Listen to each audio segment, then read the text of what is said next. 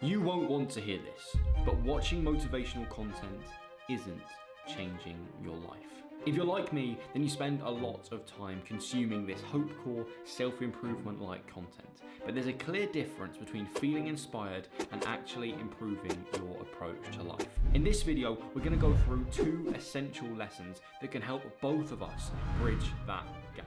So if you think you're ready, then let's go on a journey. Sun don't stop for nobody, man. Sun don't fucking stop. Sun gonna be up in the morning regardless. Regardless of how I fucking feel, the sun is gonna fucking shine in the morning. And at nighttime, the moon gonna be there. And you gonna look up, these days gonna keep going by. So why does hope core content make us feel so good? Well, from my experience, it's because in some way it helps us deal with the fact that our lives aren't where we want them to be. Maybe you've been through a breakup, or you're not enjoying school or work, or you're feeling lonely or cripplingly insufficient. And finding someone online saying that yes, even though the world is a difficult place, if you work hard and be disciplined, then things will improve. And that gives you a light at the end of the tunnel. Hearing that there is a way out of your difficulty in life increases your heart rate, increases the alpha waves in your brain, and opens your mind to numerous possibilities. It gives you a priceless feeling of hope. And that's why you can't stop watching these hope core videos. But this is where we encounter a massive problem.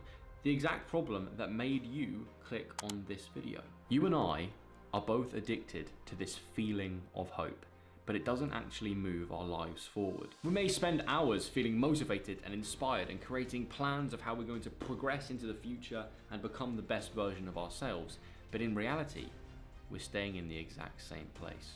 I'm calling this the inspiration paradox, where we feel a high amount of motivation from the content we consume, but do not take action to move ourselves forward. And as a consequence, we become stuck in this loop of mental masturbation. We become addicted to the feeling of being in control in our lives rather than actually being in control. And honestly, I don't think it's completely healthy to rely on people like David Goggins telling us that we're a piece of shit and that we need to stay hard to just get up and go in our lives. You see, your mind and motivations are kind of like getting in a car, and David Goggins telling you that you need to go and get after it is similar to starting the engine, but it doesn't actually get you to drive. You can turn the engine on and feel like you're about to go on this crazy journey, visualizing the destination you will finally reach and imagining all the things that you will see on the way.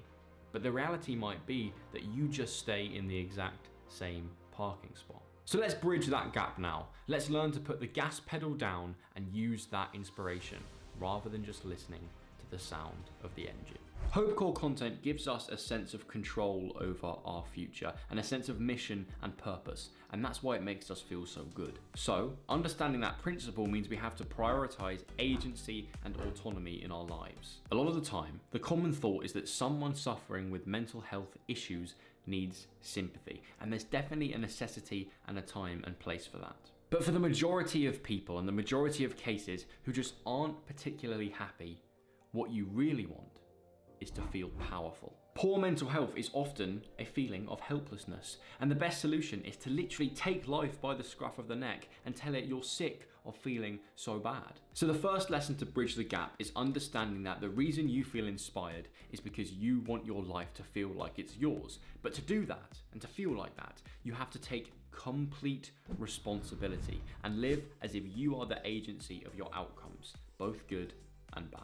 Now, this second lesson to me is the biggest difference between people who say they want to do something great and the people that actually go and do it. And it's a characteristic I've really been trying to develop in myself over the past year. Consumption of inspirational content is great at first because it exposes you to a new cohort of people who have taken life by the scruff of the neck and have driven their car to some great destinations. But after a while, after consuming this content, you now know what you need to do. You don't have to keep being told, you just need to do it.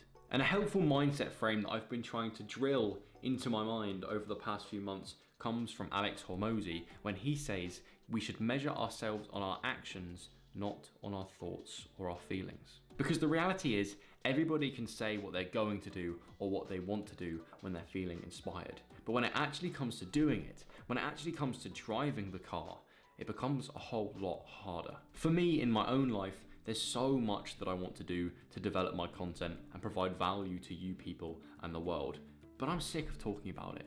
I just want to get it done now. And whoever you are, it's really just helpful to hear the fact that you just have to do the thing. Just put your foot on the gas pedal and go. You may take wrong turns and hit heavy traffic at points, but you just have to keep moving. There's a quote from Chris Williamson that's been pinging around the Hope Core scene over the past few weeks, and I really think it truly encapsulates the moral that I want you to get from this video.